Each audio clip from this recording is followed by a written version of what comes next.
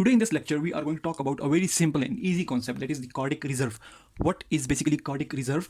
What are the factors that decrease the cardiac reserve, and how we can assess a person's ability that whether the cardiac reserve has been decreased or not. So basically, cardiac reserve is simply the ability of the heart to pump the blood above the normal level.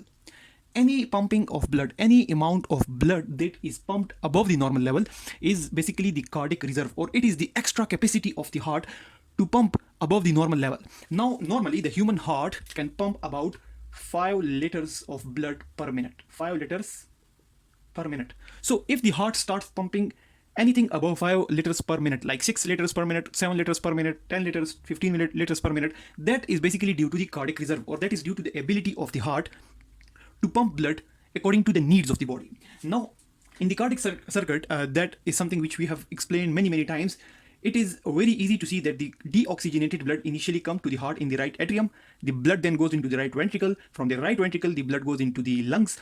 From the lungs, the blood gets oxygenated, and from here, the oxygenated blood comes into the left atrium. From the left atrium, blood goes into the left ventricle. Then through the aorta, the blood goes to the whole of the body, and it supplies oxygen and nutrients to all the organs, tissues of the human body.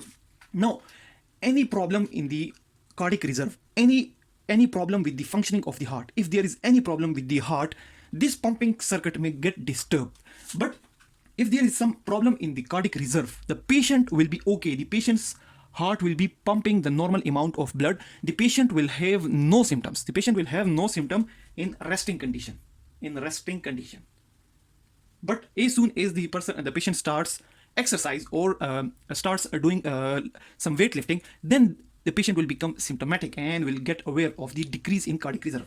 Now, here we have drawn a simple graph to explain the cardiac reserve. Now, here we have drawn the cardiac reserve in percentage terms, and here we have mentioned a few conditions in which the cardiac reserve decreases. Now, if we see the normal cardiac output, the normal ability of the heart is this much. This is the normal ability of the heart, or it is basically 5 liters per minute till this point, and this is the normal heart. Now, normally in normal circumstances, the human heart is able to pump to this point, this 5 liters per minute point. Now, if there is some fight-flight response, or a person start exercise, then the cardiac output may increase above this point. Now, any increase above the normal level is cardiac reserve. So this black line is basically the normal level, and any increase above is the cardiac reserve. So in a normal human being, the normal output, the normal cardiac reserve is around 400%. Around 400%, or it is around 5 times. It is around 5 times of the normal.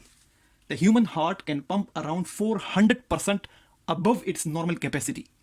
Now, some of the trained athletes who exercise a lot, they can pump even 500 to 600% above their normal capacity.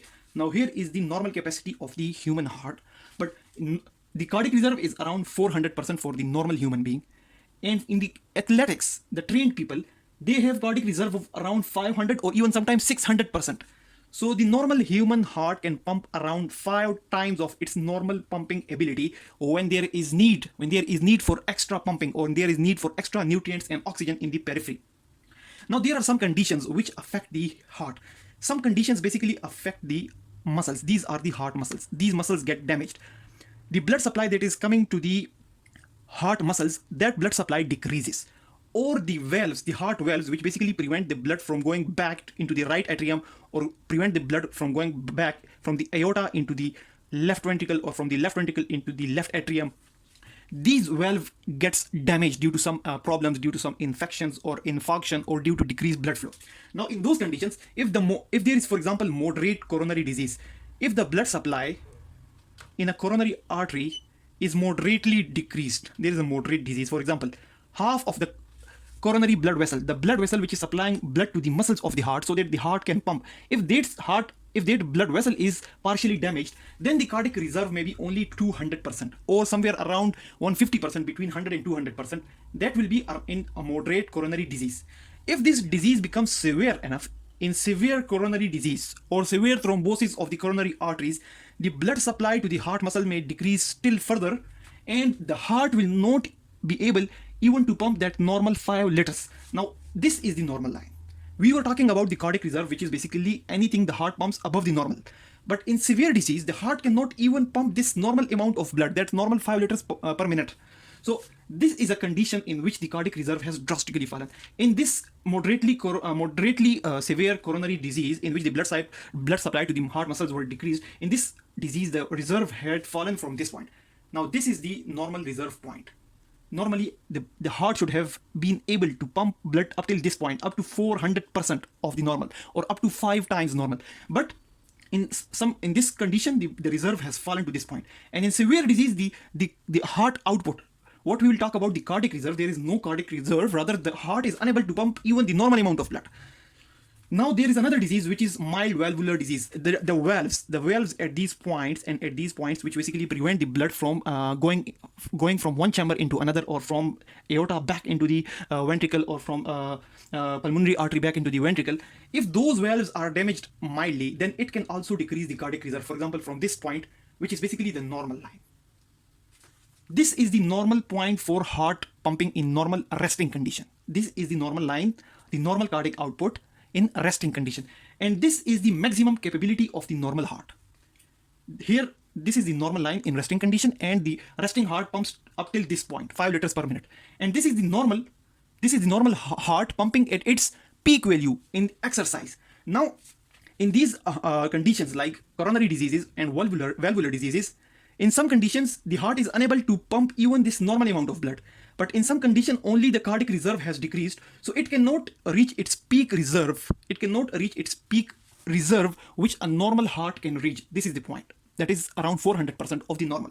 Now see again, when there is severe valvular disease, when the valves here are severely damaged, then again the heart is unable to pump even small amount of blood. Now normally what happens is that when there is a decrease in cardiac reserve, the heart is unable to pump enough blood above its normal level. Then in the resting condition, we discussed, the patient is unaware. But how are we going to assess? Now these patients are assessed with the exercise tolerance test. The exercise tolerance tests are basically used for these patients to assess whether there is some damage to the heart or not, whether there is decrease in the cardiac reserve or not. So if there is a decrease in the cardiac reserve and the heart is unable to pump at its peak value, then what happens that in exercise tolerance test, when a normal person can complete the exercise tolerance test, the patients of the coronary diseases or the valvular diseases or any disease that affects the human heart, they will easily get short of breath. Even the normal person can become short of breath on exercise, but the patients with decreased cardiac reserve, they will quickly become short of breath in exercise tolerance test, because in exercise the demand of the peripheries increases for oxygen and nutrients. And when the heart is unable to pump that extra amount of blood, there is some ischemic condition, and that ischemic condition basically produces a condition of air hunger, and shortness of breath can occur.